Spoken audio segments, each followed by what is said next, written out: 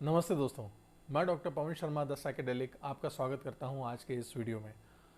दोस्तों, हम लोग के पास बहुत सारे इश्यूज आते हैं और आपने भी अक्सर देखा होगा कि मैक्सिमम लोग ज़्यादातर इस बात से चैलेंज करते हैं कि उनके पास थिंकिंग प्रॉब्लम है।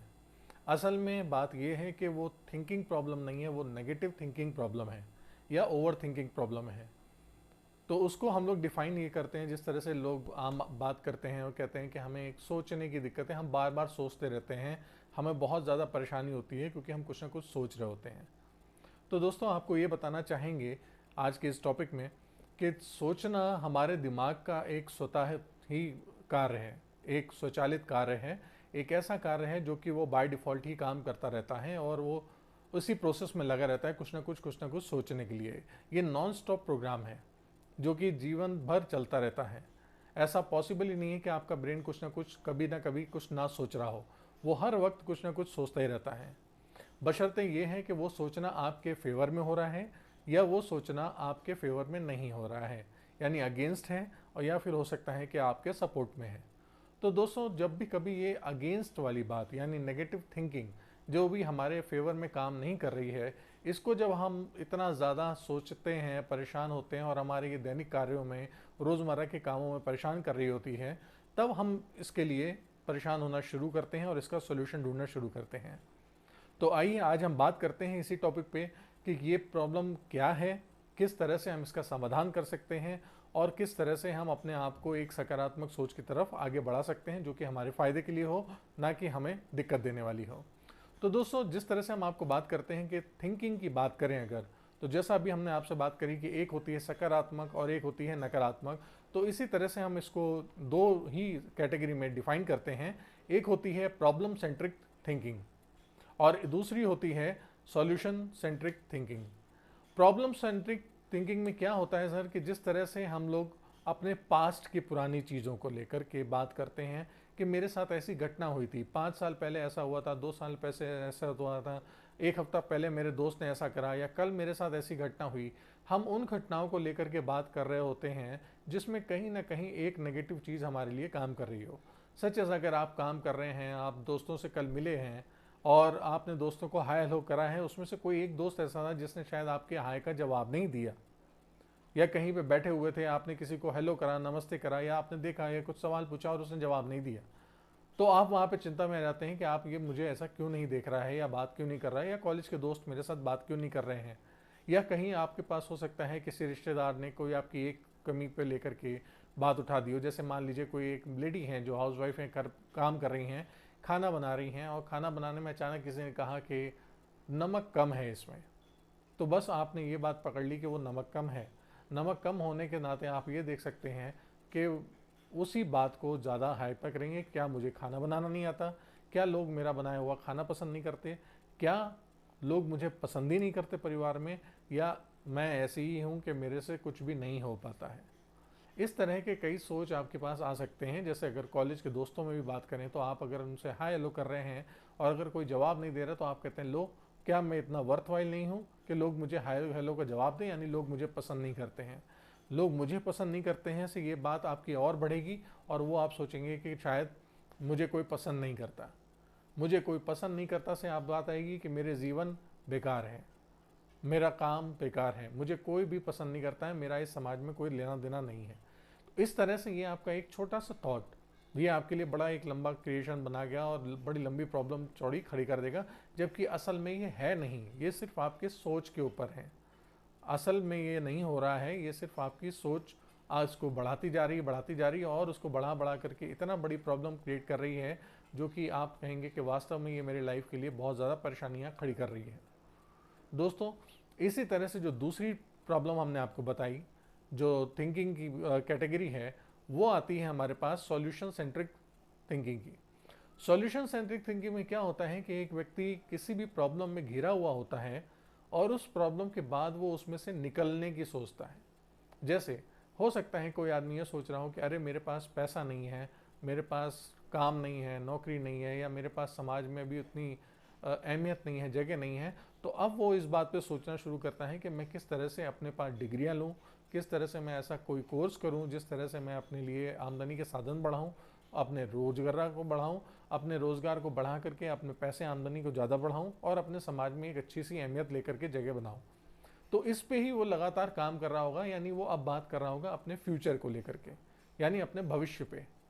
तो इस तरह से आप देख सकते हैं कि एक प्रॉब्लम वो थी जो कि हमारे पास पास से आ रही थी, और एक समस्या ये है जिसको हम आप आगे भविष्य के लिए बात कर रहे हैं। तो ये दो कैटेगरी पे बात करते हैं, एक बात करती है प्रॉब्लम की और एक बात करती है सॉल्यूशन की। दोस्तों, सोचना हमेशा एक आम बात है कि हमारा दिमाग सोचता है और हर चीज़ को हर वक्त हर घटना को लेकर सोचता रहता है। जैसे ही एक छोटी सी बात आप सोचते हैं, ये सोचते सोचते अगर आप उस पर फोकस करेंगे तो वो ओवर थिंकिंग हो जाएगी। ओवर थिंकिंग का मतलब ये हो गया कि आप हर वक्त हर मौके पर उन्हीं बातों को सोचते हुए चले जा रहे हैं, और जैसे ही उनको सोचते चले जा रहे हैं तो वो ओवर थिंकिंग लीड्स करती है हमेशा नेगेटिव थॉट के ऊपर। यानी अंततः वो सॉल्यूशन जो उसका ख़त्म होगा, रास्ता जो रिजल्ट आएगा वो नेगेटिव थिंकिंग पे ही आएगा। आप उसमें से कुछ भी क्रिएटिव नहीं निकाल पाएंगे। तो इसलिए जब भी आप ओवर थिंकिंग करने लगेंगे तो आप ये समझ लीजिए कि नकारात्मकता तरफ ले जाएगा। नकारात्मकता ले जाने का मतलब ये होता है कि आप हताश होंगे, आप मायूस होंगे, आप डिप्रेस महसूस करेंगे, आप सैडनेस की तरफ जाएंगे, और यही चीज़ें आपको अलग अलग दूसरे दूसरे मानसिक विकार या फिर फिजिकली आप कहीं ना कहीं दूसरी ऐसी आदतों में उलझ जाएंगे जो कि आपके लिए लाभदायक नहीं है। दोस्तों, ये तो बात थी प्रॉब्लम की जो हम लोग अक्सर करते हैं, जो हमने उसका क्लासिफिकेशन करा है। अब बात आती है सॉल्यूशन की, कि अगर हमारे पास ये प्रॉब्लम आती है, यानी हम सोचते हैं और बहुत ज़्यादा, और जब भी हमारे पास सोचना हो रहा है और जो कि हमारे फेवर में नहीं है, तो उस वक्त हम उस वक्त क्या कर सकते हैं। दोस्तों, इसके लिए सबसे बेहतर समाधान होता है जो हम भी प्रोवाइड करते हैं। हमारे यहाँ आए हुए जितने भी लोग हमसे मदद मांगते हैं, इसको हम लोग कॉन्शियसली अलर्ट कर सकते हैं, कॉन्शियसली आप चैलेंज कर सकते हैं। इस थेरेपी को, इस एक्सरसाइज को, इस प्रक्रिया को हम बोलते हैं challenging the negative automatic thought.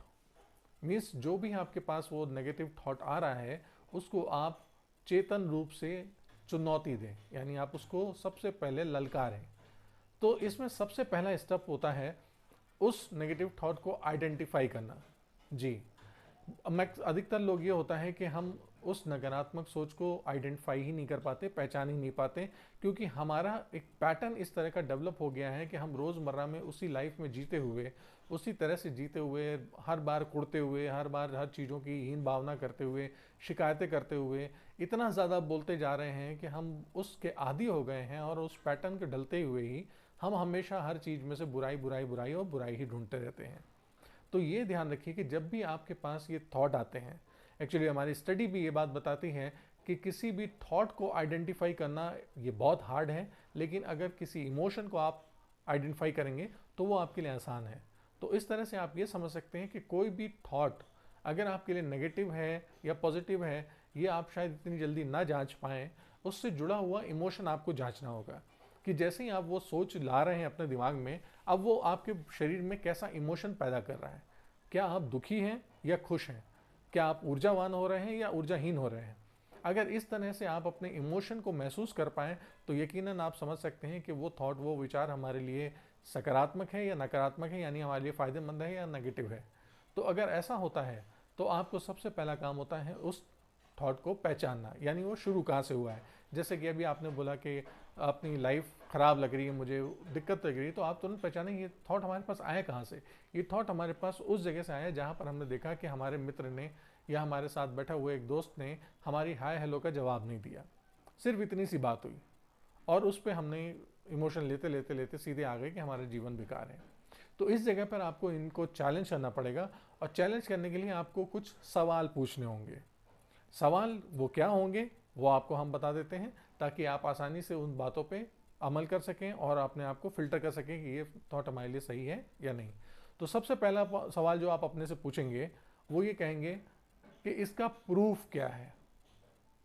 यानी जो आपने अभी थॉट लिया है उस किस कारण से आ रहा है। जैसे आपने कहा कि हमारा वो दोस्त हमें हेलो नहीं कर रहा है, अचानक हमारा परिचित ने हमें हेलो नहीं करा और हमें लगता है कि वो वर्थलेस है। तो उसका प्रूफ मांगिए कि इसका प्रमाण क्या है।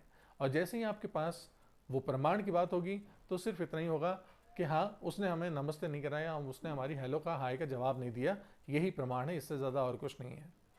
तो जब ऐसा हो तब आप उससे बाद दोबारा सवाल पूछिए कि क्या हमारे पास इस घटना का कोई और भी मतलब हो सकता है? यानी क्या ऐसा भी हो सकता है कि ये जो हमारे साथ घटना हुई है इसका कोई और भी कारण हो सकता है कि शायद वो व्यस्त हो, शायद उसने हमारी हेलो को सुना ही ना हो, शायद वो खुद में अपने आत्मचिंतन में ऐसा लगा हो कि उसने हमारी बात पे ध्यान ना दिया हो, शायद उसका कुछ अंदर अंदर दूसरे विचार चल रहे हों। तो जैसे ही आप इस ऑल्टरनेटिव एक्सप्रेशन पे आएंगे तो आप देखेंगे कि आपके पास कुछ और बात आना शुरू हो जाएगी कि हाँ ऐसा भी हो सकता है शायद। तो आपका इमोशन अब वो थोड़ा सा कमज़ोर पड़ेगा और आप थोड़ा सा डाउन होंगे। अगर ऐसा पॉसिबल है तो ज़रूर आपका विजडम आपको इस बात की जवाब देगा। इसी के बाद आप दूसरा सवाल पूछिए, तीसरा सवाल, कि ऐसा सोचना मेरी सोच को कहाँ तक बदल सकता है। यानी जिस तरह का आपका व्यक्तित्व है, जिस तरह की आपकी सोच है, आपके पास जो अब ये नेगेटिव थॉट आ रहा है, क्या ये आपकी उस स्थायी सोच को बदल रहा है? अब आप उसको चुनौती दे रहा है? अगर चुनौती दे रहा है तो यकीनन ये आपके लिए ज़्यादा अच्छा नहीं है। ये असर कर रहा है, जी हाँ मेरी सोच को बदल रहा है, इसका मतलब ये नकारात्मकता की तरफ लेके जा रहा है। और अगर नहीं बदल रहा है तो फिर आप उससे अगला सवाल पूछिए कि अगर मैं ऑल्टरनेटिव एक्सप्लेनेशन की तरफ जाऊं तो अब मेरा रिएक्शन क्या होगा। यानी जैसा कि आपने अभी अपने लिए एक दूसरा क्वेश्चन पूछा था, सवाल पूछा था, जिसमें आपने ये जाना कि क्या ऐसा भी हो सकता है वो व्यस्त हो, क्या ऐसा हो सकता है कि उसने मेरा जवाब ना सुना हो, मेरा सवाल ना सुना हो, मेरा हेलो ना सुना हो और वो किस आत्ममंथन में लगा हो। तो जैसे ही वो अल्टरनेटिव सॉल्यूशन की तरफ जाएगा तो आप देखेंगे कि आपका वो सवाल आपको आसान होने लगेगा और दूसरी चीज़ें भी आपको जवाब के तौर पे मिलना शुरू हो जाएंगी।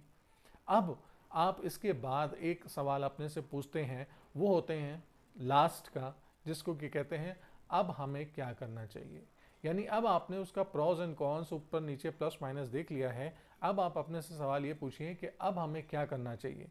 तो जैसे ही आप ये पूछते हैं कि अब हमें क्या करना चाहिए, तो आपका अल्टीमेट इंटेलिजेंस यानी विजडम आपको कई तरह के सॉल्यूशंस बताना शुरू करता है। अब वो ये कहना सकता है कि हाँ ऐसा भी है, तो आप एक बार दोबारा मित्र से बात करें, हो सकता है शायद वो आपसे कहे कि हाँ मैंने आपकी बात नहीं सुनी थी, और जब दोबारा बात करेंगे तो शायद आपको ये बात क्लियर भी हो जाएगी कि उसको क्या प्रॉब्लम थी, क्या इशू था जिसकी वजह से शायद वो उस समय ध्यान नहीं दे पाया, और हो सकता है शायद उसे आपकी मदद की ज़रूरत हो तो आप उसको मदद भी कर सकते हैं। या इस तरह से बहुत सारे कई ऑप्शन आपके पास अवेलेबल आ रहे होंगे। याद रखिए कि जब भी कभी आपके पास नेगेटिव थिंकिंग आती है या ओवर थिंकिंग आती है, ये सिर्फ और सिर्फ आपकी इंटेलिजेंस को, आपकी कैपेसिटी को, आपके स्किल्स को, आपकी नॉलेज को हमेशा कम करती है। अगर आपको इसको बढ़ाना चाहते हैं तो आपको इसको सचेत होकर यानी कॉन्शियस होकर के चैलेंज करना होगा। उस चैलेंज करने के बाद ही आप इसको फिल्टर कर सकते हैं। अगर उसके बाद भी आपको लगता है कि हाँ ये थॉट मेरे लिए आ रहा है, ये मेरे लिए चैलेंज है और मेरे अपने से ये का पार नहीं पा रहा हूँ या इसका सॉल्यूशन नहीं मिल पा रहा है, तो ज़रूर किसी न किसी एक प्रोफेशनल की आप मदद लीजिए, जो कि आपको इससे बाहर निकाल करके आपको हेल्दी और इफेक्टिव लाइफ लेने में आपको आसान और मदद करे। उम्मीद करता हूँ कि आज आपको नेगेटिव थिंकिंग और थिंकिंग के बारे में जो हमने टॉपिक बताए हैं, जो बातें बताई हैं, आपको पसंद आई होंगी और आपको ज़्यादा कुछ आसान लगा होगा, ज़्यादा समझ में भी आया होगा। कुछ अपनी बात कहना चाहें, एक्सप्रेशन देना चाहें, हमें रिवर्ट करना चाहें तो आप प्लीज़ हमारे कमेंट सेक्शन पर लिख सकते हैं। हमें ज़्यादा खुशी होगी। हमें आप ज़रूर अपनी राय दें। आपको उम्मीद करता हूँ कि आपका आने वाला दिन अच्छा हो, खुशियों से भरा हो और आप स्वस्थ रहें और मस्त रहें। धन्यवाद।